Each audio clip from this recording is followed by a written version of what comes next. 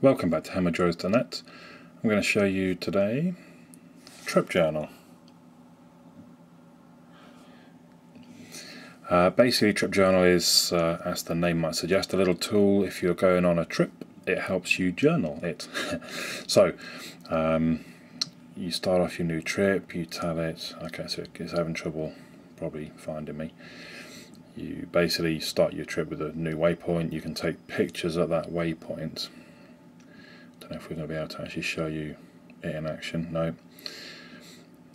So it's a little hard me doing this indoors, but you start your journey, you create a trip. If you want, you take some pictures.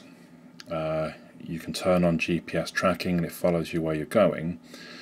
And each time you stop, you create a new waypoint. You can take some pictures again, or you can take pictures en route. That's fine, whatever. So what I can show you, I went to Snowdonia a few weeks back. So when I go into it, I can look at all the waypoints in a list.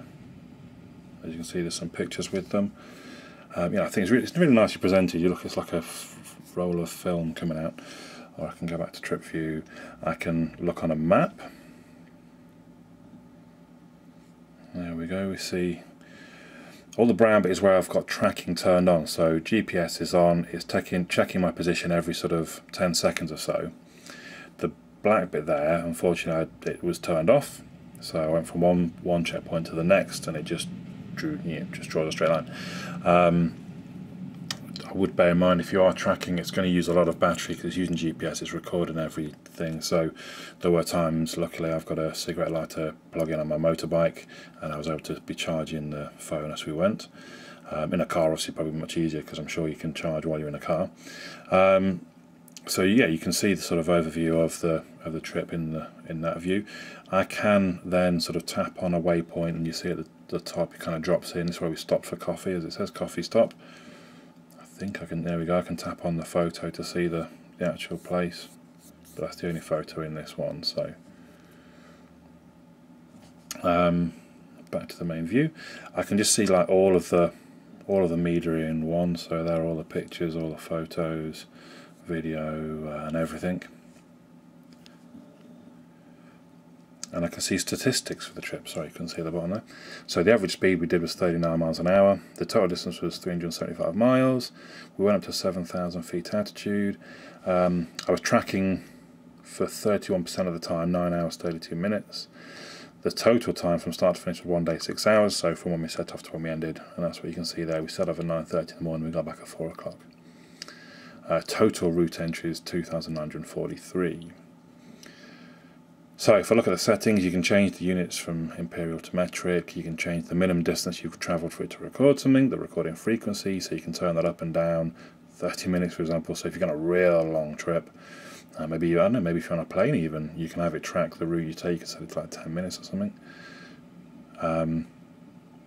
You can then export things, so you can change here the size of the export. Because yeah, how do I get to... how do I get to the bit that exports it? That might be in the actual, I might have to open it back up.